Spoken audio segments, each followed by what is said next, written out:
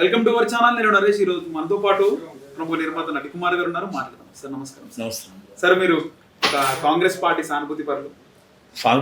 కాంగ్రెస్ వాది పుట్టుక నుంచే కాంగ్రెస్ వాది. 18 రాజీనామా చేశాను అంతే. ఆంధ్రప్రదేశ్ రాజకీయాలు నచ్చగా రాజీనామా చేశాను కాంగ్రెస్ నుంచి. తెలంగాణలో చూసుకుంటే ప్రస్తుతం వేవ్ అంతా కాంగ్రెస్ దిశగానే పయనిస్తుంది సార్.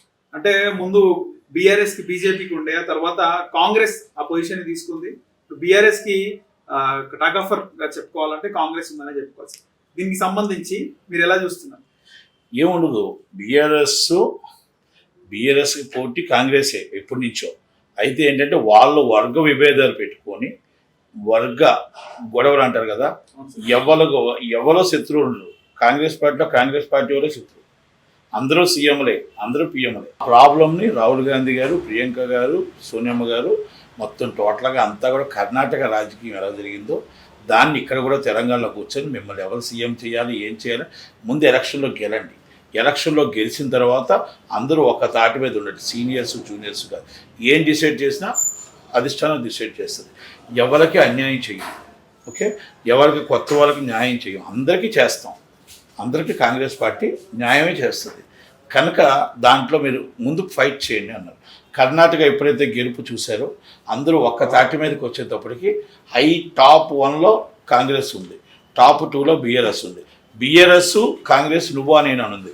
ఎక్కడైతే బీజేపీ, ఇప్పుడు బండి సంజయ్ గారు అసలు బీజేపీ పార్టీని 4 సీట్లు 3 సీట్ల నుంచి ఇప్పుడు టాప్ లెవెల్లో గవర్నమెంట్ వస్తుందన్న అంత ఊపు తీసుకొచ్చింది బండి సంజయ్ గారు. ఏ మాట కామాట చెప్పాలి.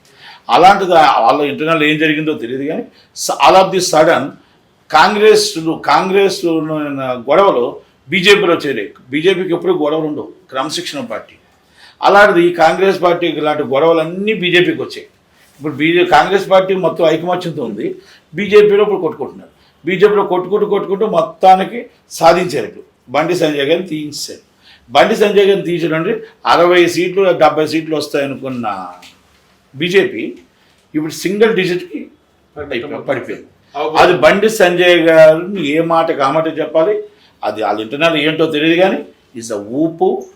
ఈ మొత్తం టోటల్గా తెలంగాణలో బీజేపీ అంటే బండి సంజయ్ బీజేపీ ప్రతి దానికి ధైర్యంగా కొట్టలేడు. పని చేసేవాడికే తిట్లు ఉంటాయి, పని చేసేవాడికి అవమానిస్తారు. ఇప్పుడు 10 మంది రమ్మంటే రోజు గంటలు వాళ్ళు రారు వీళ్ళు రారు, మనం సింగిల్గా వెళ్ళిపోతుంటాం పని చేస్తుంటే. ఆ పని చేస్తుంటే వెళ్ళిన వాడికి అవమానం వస్తూ ఉంటాయి. అది బండి సంజయ్ గారికి జరిగింది అనుకుంటున్నాను. అలాగే నేను కిషన్ రెడ్డి గారిని నేనేం తప్పు చెప్పట్లే. కిషన్ రెడ్డి గారి సౌమ్యుడు, ఎవరితోని కూడా పెద్దగా గొడవ పెట్టుకునే వ్యక్తి కాదు, పార్టీ క్రమశిక్షణతో ఉండే వ్యక్తి.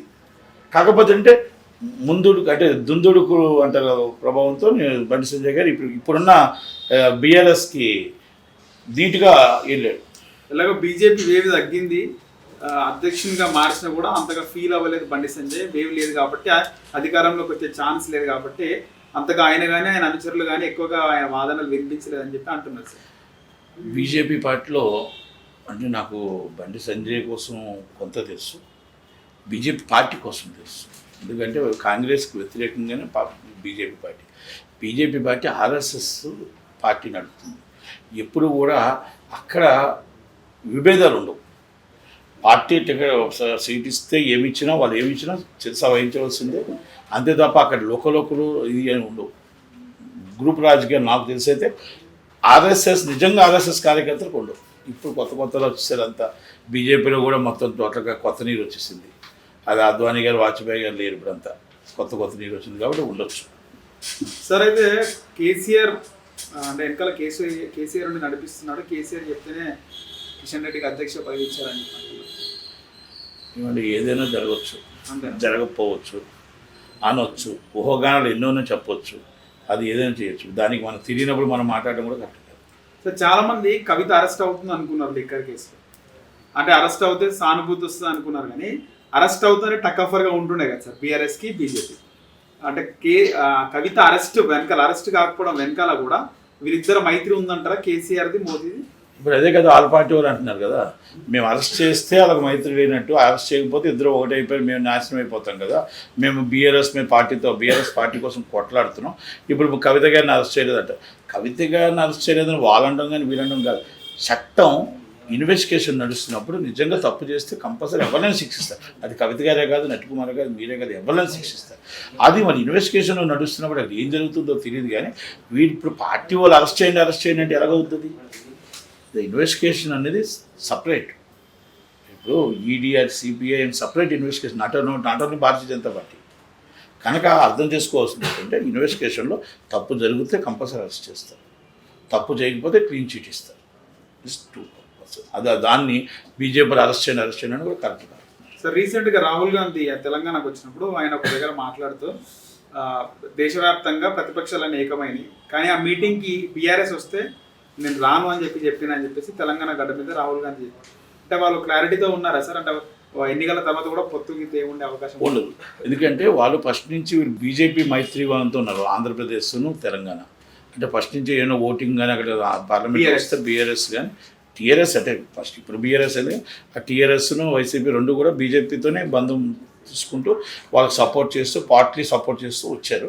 ఓకే, మన లాస్ట్ టైం ఏదైనా చిన్న చిన్న ఇష్యూలు జరుగుతుంటాయి, పార్టీలన్నా కొన్ని జరుగుతుంటాయి, కొన్ని కలుస్తుంటాయి. కనుక కాంగ్రెస్ పార్టీతో మైత్రి లేదనుకొని అనుకున్నారు, దాని ప్రకారం వెళ్ళారు అంతే. కనుక అది రాహుల్ గాంధీ గారు చెప్పింది కరెక్టే సార్. అయితే వచ్చే ఎన్నికల్లో హంగు కూడా ఉండే అవకాశం ఉంటుంది. అలాగో బీజేపీ కొంచెం తక్కువైంది కాబట్టి హంగు వస్తుంది, ఎక్కువ శాతం కాంగ్రెస్కి వస్తాయి సీట్లు. మళ్ళీ కూడా బీఆర్ఎస్ బీజేపీ కలిసి ప్రభుత్వాన్ని ఏర్పాటు చేసే అవకాశం ఉంటుంది అని అంటున్నారు సార్. బీఆర్ఎస్ ఎన్ని వస్తాయి? కాంగ్రెస్ 90 నుంచి 100 వస్తాయి. అంతేనా సార్? బీఆర్ఎస్ 100 వస్తాయా? చూడవచ్చు సార్. మీరు 90 నుంచి 100 వస్తాయి ఎంపీ సీట్లు పక్క. ఇది పక్కా లేదు సార్, అసెంబ్లీ అంటున్నారు తెలంగాణ 80 నుంచి 90 సీట్స్, 80 అధికారం ఏర్పాటు చేస్తుంది స్వయంగా కంపల్సరీ స్వయంగా అధికారం ఏర్పాటు చేస్తుంది. ఇక్కడ మీకు ఇండియా మొత్తం రాహుల్ గాంధీ గారి మీద 100 సీట్లు వస్తాయి. 100 సీట్లు అబ్బోనే సరిపోవా సార్? 100 సీట్లు ఏమండి? ఇప్పుడున్న ప్రకారం 100 సీట్లు వస్తాయి. ఇంకా 9 నెలలు టైం ఉంది. దాంట్లో ఇంక ఇప్పుడు దాన్ని డెవలప్ చేసుకోవడం. రేపు ఎలక్షన్స్ ఉన్నాయి, ప్రీపోల్ ఎలక్షన్స్ ఉన్నాయి రేపు డిసెంబర్లో. తెలంగాణ, రాజస్థాన్, మధ్యప్రదేశ్ ఇవన్నీ ఉన్నాయి. అవన్నీ డెవలప్ చేసుకుంటే ఇంకా ఎక్కువ వస్తాయి. అంటే ఉన్నది చెప్పాలి కానీ ఇప్పుడు లేనిది 200 వస్తాయని చెప్తాం ఏంటి? ఉన్నది ఇప్పుడున్న పొజిషన్ ప్రకారం దాన్ని డెవలప్ చేసుకోవడానికి ప్రయత్నం చేస్తాం, కానీ కొత్తగా ఏం డెవలప్ చేయడానికి ఉండదు కదా. అది సార్ తెలంగాణలో చూసుకుంటే రేవంత్ రెడ్డి వర్కింగ్ ప్రెసిడెంట్ అయినప్పటి నుంచి 2018 నుంచి కూడా ఎప్పుడు వ్యతిరేకిస్తుండే. ఆయన అధ్యక్షుడు అయిన తర్వాత కూడా కోమటిరెడ్డి వెంకటరెడ్డి లాంటి వాళ్ళు, తర్వాత జగ్గారెడ్డి వాళ్ళు, అంటే ఎన్నిసార్లు రాహుల్ గాంధీ అంటే బహిరంగంగా మాట్లాడదు అన్నప్పటికీ వాళ్ళు మాట్లాడారు. కానీ ఇప్పుడు ఎందుకు సార్ సైలెంట్గా? ఫ్రీడమ్ ఉంది పార్టీలో, అందరూ సీఎంలే. పార్టీలో మాట్లాడే హక్కు ఉంది, ప్రాంతీయ పార్టీలో మాట్లాడే హక్కు ఉండదు. మాట్లాడితే మిమ్మల్ని సస్పెండ్ చేస్తారు. కాంగ్రెస్ పార్టీ అలాగే స్వతంత్రంగా ఎంతమంది ఎన్ని మాట్లాడినా ఏం జరిగినా ఇది స్వతంత్ర పార్టీ కాబట్టి పార్టీకి దెబ్బతీయడం అంటే పార్టీ చాలాసార్లు క్షమించి వదిలేస్తుంది అంతే తప్ప పార్టీ రాత్రి సస్పెండ్ చేసింది. ఇప్పుడు మాట్లాడట్లేదంటే మనం చెప్పిన కర్ణాటక ఎన్నికలు ఐకమత్యంగా ఎలా ఉన్నారో ఇప్పుడు అలా ఉండి మీరు గెలండి, మీకు గెలిపే సాధ్యం. గెలిపే అంతే. గెలిచి నా దగ్గర రండి, మీరు గెలిపించి నా దగ్గర రండి, మేమేం చేయాలో చెప్తాం. అంతే తప్ప గెలిపించకుండా మీరు కొట్టుకొని పార్టీని వదిలేస్తారంటే ఈసారి అలాంటి ఉన్న వాళ్ళు ఉంటే వెళ్ళిపోండి బయటకు చెప్పారు. పార్టీని ఓడించాలనుకున్నా వెళ్ళిపోండి బయటకు అన్నారు, ఇప్పుడు వెళ్ళిపోమన్నారు. అది ఒక లెసన్ అది అందుకే ఆన్సర్ సైలెంట్గా ఉన్నారు అందరూ. తాజాగా పొన్నం ప్రభాకర్ కరీంనగర్ మాజీ ఎంపీ ఆయన పార్టీ పైన అసంతృప్తితో ఉన్నారు అని చెప్పేసి వార్తలు. తెలంగాణ రావడానికి కూడా కారణం ఆయనే. ఏముంటుంది సార్ అసలు అసంతృప్తి అంటే? ఆయన బీఆర్ఎస్లో వెళ్ళే అవకాశం ఉంటుంది? ఏముండదు. తెలంగాణ తెచ్చిన వ్యక్తి, తెలంగాణ వచ్చిన వ్యక్తి ఆయన ఓడిపోయాడు ఎంపీగా. తెలంగాణ తెచ్చినది ఎంపీగా ఓడిపోయాడు. అదే అంటున్నాను కదా. అందుకనే ఇప్పుడు ఏంటంటే ఇక్కడ ఎంపీగా గెలిచారా ఎంపీగా ఓడారనేది కాదు. పొన్నం ప్రభాకర్ గారు పార్టీ మనిషి, పార్టీగా అవన్నీ కూర్చొని చిన్న ఉంటాయి, సర్దుబాట్లు చేస్తారు. అది సీనియర్ కాంగ్రెస్ లీడర్స్ పార్టీ మారిపోవడానికి అవకాశం ఉండదా సార్? పార్టీ అనేది లైఫ్ లాంగ్ అండి. ఒక జాతీయ పార్టీ వదిలి, సీనియర్ లీడర్లు వదిలి ఒక ప్రాంతీయ పార్టీకి ఎందుకు వస్తారు? రారు కదా. సరే, ఇంకోటి చాలా మంది బీఆర్ఎస్ వాళ్ళు బీజేపీలోకి వెళ్తుంటే కాంగ్రెస్ వాళ్ళు బీఆర్ఎస్లోకి వెళ్ళే ప్రయత్నం నడుస్తుంది తెలంగాణలో. రాజకీయ టికెట్ రాని వాళ్ళు చేస్తారు. టికెట్ల కోసం ఆశావాదులు ఉంటారు కదా, వాళ్ళు రాని వాళ్ళు టికెట్ల కోసం ఇటు వస్తే టికెట్ ఇస్తా. ఇప్పుడు జంపింగ్స్ అంటారు, jumping and jumping. Elections before 3 months jumping and jumping. Ticket ఆశావాదులు అందరూ కూడా ఇటు జంపు అటు జంపు, ఇండిపెండెంట్. బీఆర్ఎస్ టికెట్ ఆఖరికి ఏం దొరకకపోతే ఇండిపెండెంట్గా నిల్చుంటారు. వాళ్ళకి పదవే ముఖ్యం, వాళ్ళు నిల్చోవాలి అంతే, పార్టీలు కాదు. అలాంటి వాళ్ళు చాలామంది ఉంటారు, దానికోసం పట్టించుకోవాల్సిన అవసరం లేదు. సీనియర్ మోస్ట్ నాయకులు, పార్టీకి ఇంపార్టెంట్ నాయకులు ఎవరైనా ఎదితే ఇబ్బంది పడాలి తప్ప మనం అలా ఇప్పుడు కర్ణాటకలోని జగదీష్ శెట్లర్ గారు వెళ్ళారు, మన జగదీష్ శెట్లర్ అనుకుంటున్నా, ఆయన బీజేపీ నుంచి కాంగ్రెస్కి వెళ్ళారు. ఆయన ఆయన ఆయన అలాంటి సీనియర్ నాయకులు వెళ్తే ఇబ్బంది పడాలి. అది సార్ కేటీఆర్ కూడా, మంత్రి కేటీఆర్ రేవంత్ రెడ్డి పైన చాలా కామెంట్స్ చేస్తూ ఈ కరెంట్ విషయంలో కూడా కామెంట్ చేయడం జరిగింది. చోటా చంద్రబాబు రేవంత్ రెడ్డి ఈయన వర్కింగ్ ప్రెసిడెంట్, ఆయన అధ్యక్షుడు, మరి ఆయన చెప్పిన కౌంటర్కి ఈయన కౌంటర్ ఇస్తాడు, ఈయన కౌంటర్కి ఆయన ఇస్తాడు. కామనే కదా. రేవంత్ రెడ్డి మాట్లాడుతూ చోటా చంద్రబాబు అని నేనంటే అనొచ్చు, తప్పేం, మంచి 40 సంవత్సరాలు రాజకీయ అనుభవం ఉన్న చంద్రబాబు గారితో పోల్చారంటే గ్రేటే కదా, ఆయన్ని ఇస్ ద గ్రేటే కదా. ఆయన చోటా చంద్రబాబు అంటే చిన్న చంద్రబాబు ఏం కాదు. చంద్రబాబు అంటే 40 సంవత్సరాలు ఈజ్ లెజెండ్. 40 సంవత్సరాలు రాజకీయ అనుభవం ఉంది. ఈరోజు సైబర్ సిటీ మీరు వాడుతున్న సైబర్ సిటీ కానీ ఇంకేమైనా కట్టారని చంద్రబాబే కట్టాడు. అది ఒప్పుకోవాల్సిందే, మనం పార్టీకి అతీతంగా ఒప్పుకోవాల్సిందే, ఒప్పుకున్నారు కూడా మీరు. కనుక అలాంటి ఆయన పేరు చెప్పారంటే, మీరు అలాంటి ఆయన పేరుతో మీరు పోల్చారంటే మంచిదే కదా, మంచి పేరుదే, కానీ తప్పుడు పేరు ఇవ్వలేదు కదా కేటీఆర్ గారు.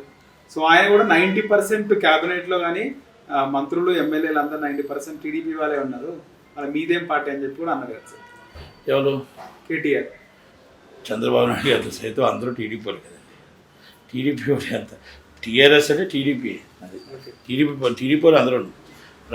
నామా నాగేశ్వర గారి దగ్గర నుంచి, తుమ్మల నాగేశ్వర గారి దగ్గర నుంచి, ఎర్రబల్ దగ్గర గంప గోవర్ధన్ గారి దగ్గర నుంచి, జోగు రామన్న గారి దగ్గర నుంచి అందరూ టీడీపీ వాళ్ళు. టీడీపీకి ఎట్లా ఉందంటారు సార్, అవకాశం ఏమైనా ఉందా తెలంగాణలో? తెలంగాణలో ఏదో ఉంటుంది, పార్టీ ఉంది కదా, పార్టీ ఉంది, వాళ్ళకి కోట్లాది కోట్ల ఫండింగ్ ఉంది, ఎంత ఉంది, పెద్ద బిల్డింగ్స్ ఉన్నాయి, ఇవి ఉన్నాయి. కనుక దాంట్లో కాసాని జ్ఞానేశ్వరి గారికి ఇచ్చారు, కాస్త కోస్త వాళ్ళకి పడితే ఓటింగ్ ఛాన్స్ ఉంది, కానీ సీట్లు ఏం పెద్దగా కుదరా. సార్ వైఎస్ఆర్టీపీకి కూడా బాగా ప్రభావం చూపిస్తుంది తెలంగాణలో అంటున్నారు. వైఎస్ఆర్టీపీ ప్రభావం చూపిస్తుందో లేదో నాకు తెలియదు, కానీ కాంగ్రెస్ పార్టీలో సపోర్ట్గానే వెళ్తారని అనుకుంటున్నాను. మెయిన్ కాంగ్రెస్కి ఏం సార్ అంటే ఓట్లు వేయడానికి ముఖ్య కారణం అంటే ఏం చెప్తారు సార్? ఓట్లు వేయడానికి ముఖ్య కారణం అంటే కాంగ్రెస్ పార్టీ తెలంగాణ ఇవ్వలే, కాంగ్రెస్ పార్టీ రాజశేఖర రెడ్డి గారు ఉచిత కరెంటు తేలే, ఈరోజు ఆరోగ్యశ్రీ తేలే, రాజశేఖర రెడ్డి గారు తెచ్చిన కార్యక్రమాలన్నీ కూడా కాంగ్రెస్ పార్టీ తెచ్చిన కార్యక్రమాలే. అందుకే కాంగ్రెస్ పార్టీకి ఎందుకు ఓటు వేయకూడదు? తెలంగాణ సోనియమ్మ అన్ని సంవత్సరాలు ప్రాణాలు కోల్పోయినా కూడా తెలంగాణ ఇవ్వకపోతే 2 రాష్ట్రాలు నష్టపోతాం తెలిసి కూడా తెలంగాణ ఇచ్చింది సోనియమ్మ అంటే, మరి ఆ తెలంగాణ ఇచ్చినది రుణం తీర్చుకోవడానికి మీరు ఓటు వేయాలా వద్దా? ఆ సోనియమ్మ రుణం తీర్చుకోవాలంటే మరి తెలంగాణ కాంగ్రెస్ పార్టీకి ఓటు వేయాలి, తెలంగాణ కాంగ్రెస్ రాష్ట్రంలో తీసుకురావాలి. కనుక రాహుల్ గాంధీ గారు ఈరోజు దేశంలో తునపాయంగా ఎంపీ సీట్ వదిలేశాడు. ఆయన ఇల్లు ఎవరికి లేని ఆయన ఇల్లు ఖాళీ చేయమంటే రాత్రి ఇల్లు ఖాళీ చేసి కూడా వెళ్ళిపోయాడు. ఇవన్నీ అవమానాలు భరించి నీతికి నిజాయితీకి మారిపోయిన కుటుంబంకి కాంగ్రెస్ పార్టీకి ఓటు వేస్తారా, అవినీతి పాలన చేసే వాళ్ళకి ఓటు వేస్తారా అనేది జనాలు నిర్ణయించుకుంటారు, అంతే. అందుకే ఓటు అడిగే హక్కు కాంగ్రెస్ పార్టీకి ఉంది కాబట్టి అందుకే అడుగుతున్నారు. ఓటు వేయాలి కాబట్టి జనాలు నిర్ణయించుకుంటారు. సరే, ఇప్పుడు రాష్ట్రంలో ప్రభుత్వం కేసీఆర్ కేటీఆర్ ప్రభుత్వం ఉంది, వాళ్ళు మంత్రిగా ఉన్నారు. రాష్ట్రంలో అంటే శాంతి భద్రతలు అదుపులో ఉన్నాయి. రేపు కాంగ్రెస్ గవర్నమెంట్ వస్తే అరాచకాలు జరుగుతాయి అని మాట్లాడుతున్నారు కొంతమంది. ఏం అదుపులో ఉన్నాయండి? శాంతి భద్రతలు ఏం అదుపులో లేదు, శాంతి భద్రత ల్యాండ్ ఆర్డర్ ఏం అదుపులో లేదు. తెలంగాణలో కూడా ఏ అదుపులో లేదు. తెలంగాణలోని ఇప్పుడు ల్యాండ్ ఆర్డర్లోని మీకు ఇప్పుడు టీఆర్ఎస్ ఎవరు ఫోన్ చేసినా కూడా మీకు కేసు రిజిస్టర్ చేస్తారు. బయట పార్టీలకు ఆ స్వేచ్ఛ లేదు, బయట మనుషులకు ఆ స్వేచ్ఛ లేదు. ఇప్పుడు నేను ఒకటి బయటోడిని, మీరు టీఆర్ఎస్ మిమ్మల్ని నన్ను తీసుకెళ్ళి లోన్ వేసేస్తారు, అంతే. వాళ్ళకి కావాల్సింది టీఆర్ఎస్ కండువనా కాదా, ఆయన టీఆర్ఎస్ లీడరా కాదా, తీసుకెళ్ళి లోన్ వేసంటే వేసేస్తారు. ఇది అది అదుపులో ఉన్నట్ట? అది కాదండి అదుపులో ఉన్నట్టు. నీతికి నిజాయితీకి మీడియాకి స్వేచ్ఛ ఏది ఉంది? మీడియాకి మీరు ఏమైనా యాంటీగా వేయండి. అంటే తీన్మార్ మల్లన్న ఇలాంటి వాళ్ళు ఏమైనా వార్తలు చెప్తే వాళ్ళని అరెస్ట్ చేస్తున్నారు. రేపు కాంగ్రెస్ గవర్నమెంట్ వచ్చిన తర్వాత ఏమన్నా ప్రభుత్వానికి యాంటీగా మాట్లాడితే నేరుగా పోలీసుల సమక్షంలోనే వచ్చి కొడతారు. కాంగ్రెస్ పార్టీ వచ్చి స్వేచ్ఛ అంటే కాంగ్రెస్ పార్టీలో ఉంది, అలాగే ఎప్పుడు చేయబోదు. ఎందుకంటే ప్రాంతీయ పార్టీలో అలా చూసారేమో తప్ప కాంగ్రెస్ పార్టీలో అలా చూడలేదు. ప్రతి మంత్రికి స్వేచ్ఛ ఉంది, ఎమ్మెల్యేకి స్వేచ్ఛ ఉంది, కార్పొరేటర్కి స్వేచ్ఛ ఉంది, కాంగ్రెస్ పార్టీకి స్వేచ్ఛ ఉంది. మొత్తానికి కాంగ్రెస్ పార్టీ అధికారంలోకి వస్తుంది అంటారు 100%. 100% గవర్నమెంట్ అధికారులు ఫామ్ చేయడానికి అవకాశం ఉంది. Right sir.